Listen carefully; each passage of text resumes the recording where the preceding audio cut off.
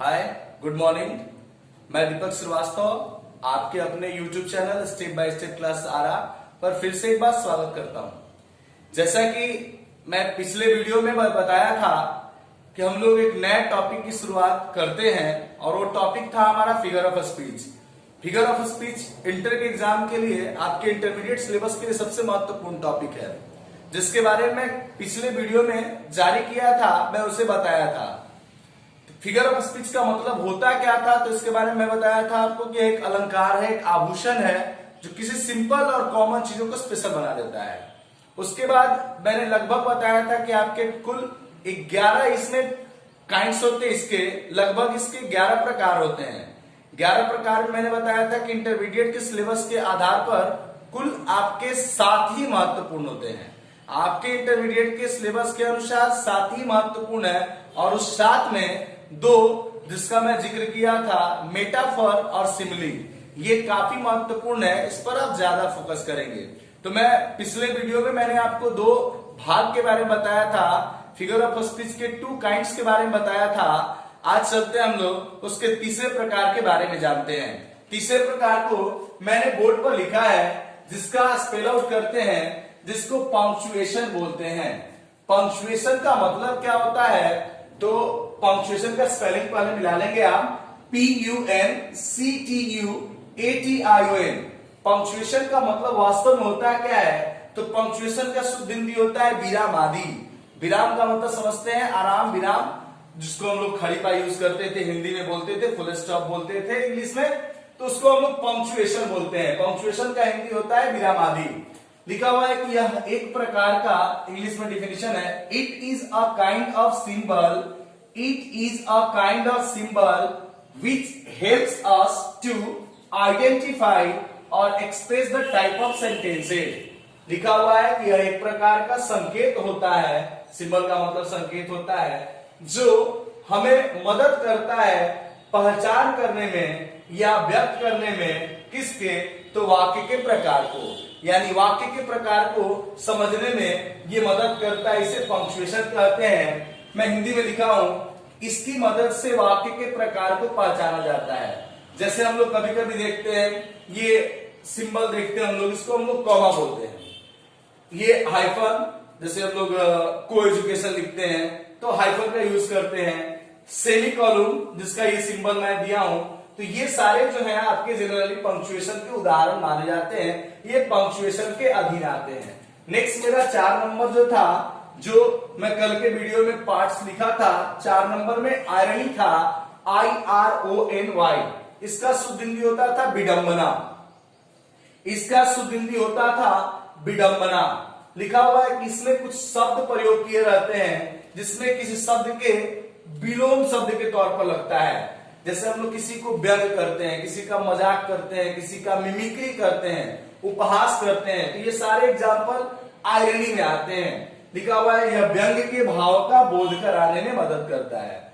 जैसे हम लोग कभी कभी बात करते हैं कोई चीज, जैसे हम कहते हैं किसी को बड़ा ईमानदार आदमी है और वो आदमी कभी कभी बेईमानी कर देता है, तो हम लोग का स्टेटमेंट क्या होता है ना, बहुत बढ़िया ईमानदार। या कोई क्रिकेट में खेलते हैं हम लोग, कई मैच खेलते हैं लोग और एक्सपेक्ट करते हैं कि वो बहुत बढ़िया शॉट खेलेगा, लेकिन वो डक कर जाता है, 0 पर आउट हो जाता है, या कोई घटिया शॉट खेल के आउट हो जाता है, तो हम लोग बोलते हैं ना, what a nice shot it is, what a nice shot it is, कितना बढ़िया शॉट है ना यह। तो वो सेंस जो होता है वो किस चीज का होता है, आयरनी का होता है। उसके बाद मेरा 5वां नंबर पॉइंट है जो महत्वपूर्ण है, जो 5वां इसका प्रकार है, जो मैं लिखा हूं सिमिली, SIMILE, जिसका हिंदी होता है रूपक अलंकार। ये आपके एग्जाम के व्यू से, इंटरमीडिएट एग्जाम के व्यू से सबसे महत्वपूर्ण है। कुल 11 पे मैं चर्चा किया था, 11 में से अभी मैं 5वां का डिफिनेशन लिखवा रहा हूं, जिसमें आपके सिलेबस पे कुल 7 है, कुल 7 है। 7 में ये जो 2 हैं, एक सिमिली और अगला जो है वो नेक्स्ट वीडियो में अपलोड करेंगे, वो सिमिली और एक मेटाफोर। तो जो सिमिली है उसके बारे में चर्चा करते हैं। इसका अर्थ होता है रूपक अलंकार। यह है क्या, तो लिखा हुआ है इसका definition, it is a kind of figure of speech, it is a kind of figure of speech, it expresses का स्पेलिंग है EXPRESSES, comparison COMPARISON, between two unlike objects और इवेंट्स। ऑब्जेक्ट्स का स्पेलिंग था OBJECTS, OBJECTS, और events, events का spelling था EVENTS। The comparison is expressed by using like, so, as, such as, just as, etc. पढ़ते हैं, इसका हिंदी समझते हैं। ये सिमिली होता क्या है? तो इसका अर्थ होता है रूपक अलंकार। यह फिगर ऑफ स्पीच का एक प्रकार माना जाता है और यह एक्सप्रेस का मतलब होता है व्यक्त करता है किस चीज को? तो कंपैरिजन का मतलब होता है तुलना करता है, अंतर बताता है किसके बीच?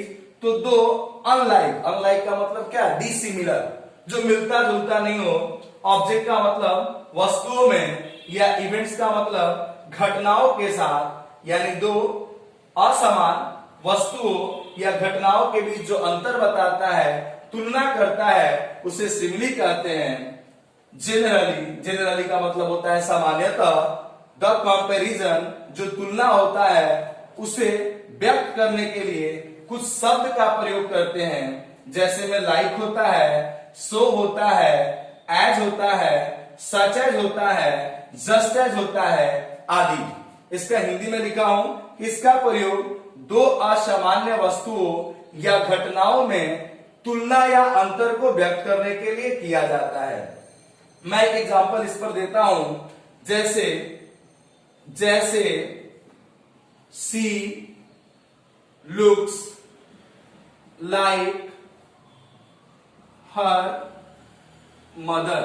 मैं एग्जांपल देता हूं, मैंने लिखा है बोर्ड पे CSHE looks LOOKS, like LIKE, हर, और मदर MOTHER।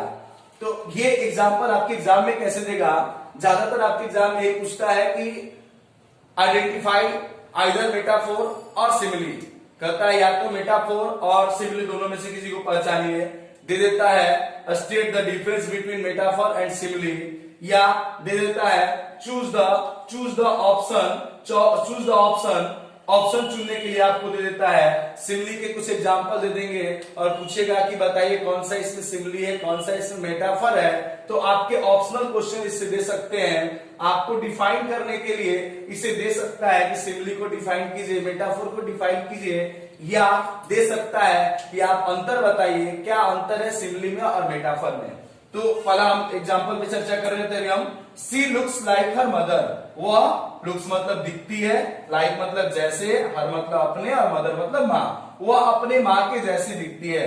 तो यहाँ पर जो हमारा ये जो शब्द है, हमारा जो यहाँ पर ये शब्द है लाइक का मतलब क्या कर रहा है? ये कंपैरिजन कर रहा है सी का किसके साथ? माँ के साथ। तो ये पक्का ये सेंटेंस क्या हो गया? ये सेंटेंस हमारा सिमिली हो गया। इसको पहचानने के लिए आपको परेशान नहीं होना है, आपको याद कर लेना है ये like, so, and, such as, just as. मुख्य तौर पर ये तीनों शब्द अगर आपको कहीं भी दिख जाए तो वो समझेंगे कि वो सेंटेंस आपका सिमिली है। अदरवाइज अगले टॉपिक पर हम लोग अगले क्लास में चर्चा करेंगे, तब तक आप इसे कॉपी कर लें। ध्यान दीजिए, 5 जो अभी सिमिली बात कर रहे थे, उसके बाद छठा नंबर जो है हमारा मेटाफर है। ये दोनों ही महत्वपूर्ण है आपके एग्जामिनेशन दृष्टिकोण से, एग्जामिनेशन पॉइंट ऑफ व्यू से, आपके इंटरमीडिएट के एग्जामिनेशन पॉइंट से देखा जाए तो सिमिली और मेटाफर काफी महत्वपूर्ण है। आप दोनों पर ज्यादा फोकस करेंगे, ज्यादा बढ़िया समझेंगे, विशेष ध्यान देंगे। लिखा हुआ मेटाफर का अर्थ क्या होता है? तो इसका अर्थ होता है उपमा अलंकार। मेटाफर का स्पेलिंग था METAPHOR। इसका अर्थ होता है उपमा अलंकार। लिखा हुआ डेफिनेशंस का, metaphor is also a kind of figure of speech. Metaphor is also a kind of figure of speech. It is an implied simile.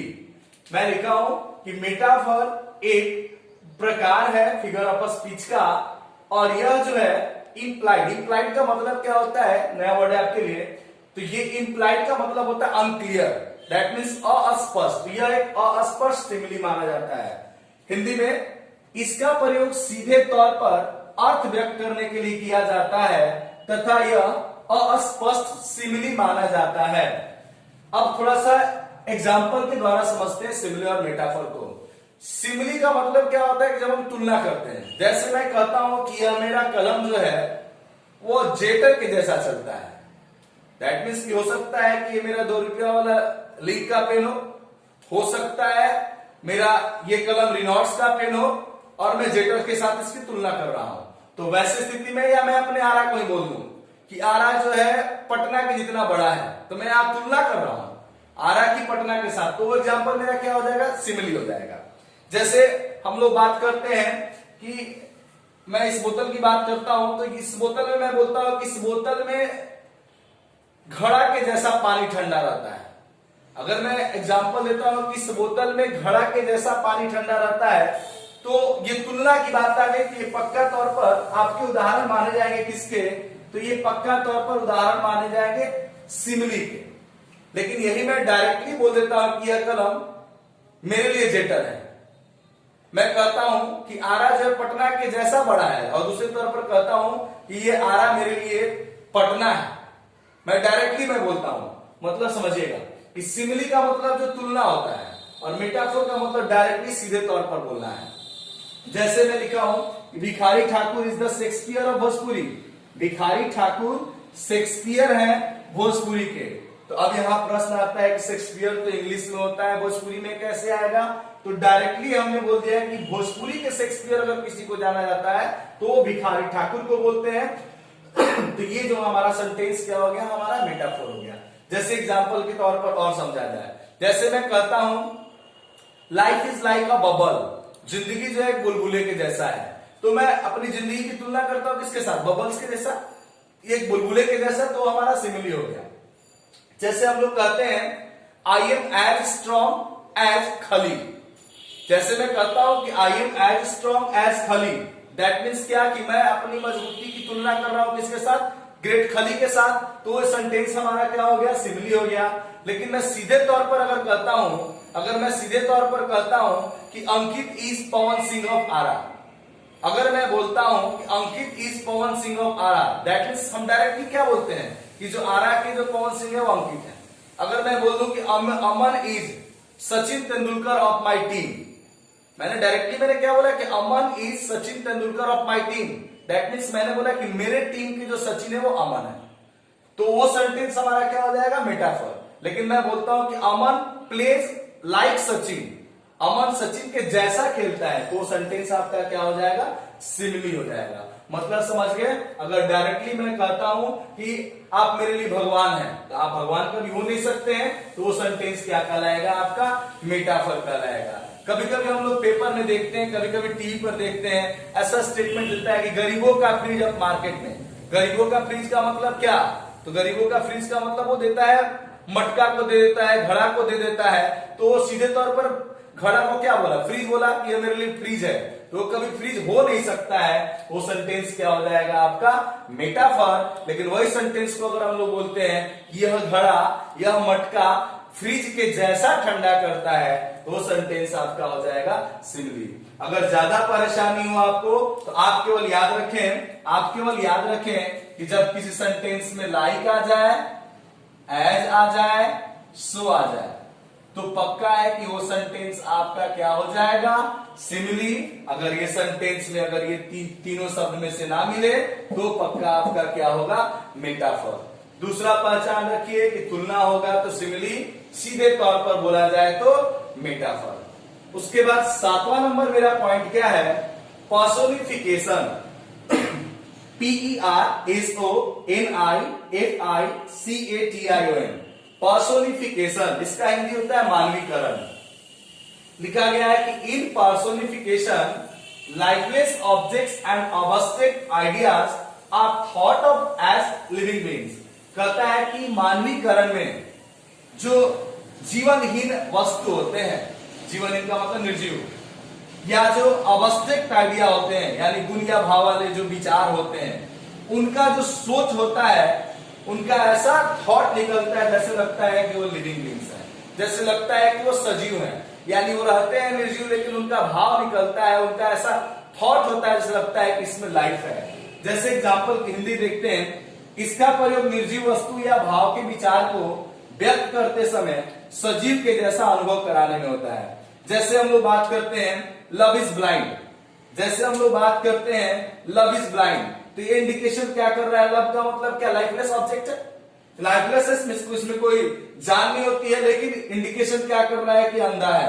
अंधा का मतलब जैसे लग रहा है किसी सजीव की बात हो रही है। Experience is the best teacher, experience क्या है? लाइफलेस है, लेकिन इंडिकेशन यहां क्या कर रहा है? एक लिविंग थिंग्स के साथ कर रहा है, एक लिविंग पर्सन के साथ कर रहा है, टीचर के साथ कर रहा है, तो उसको हम लोग क्या बोलते हैं? पर्सोनिफिकेशन। जो रहता है निर्जीव लेकिन उसका सेंस निकलता है, जैसे लगता है कि उसमें जान है, उसमें लाइफ है, वह एक सजीव है। आप इसे कॉपी कर लें।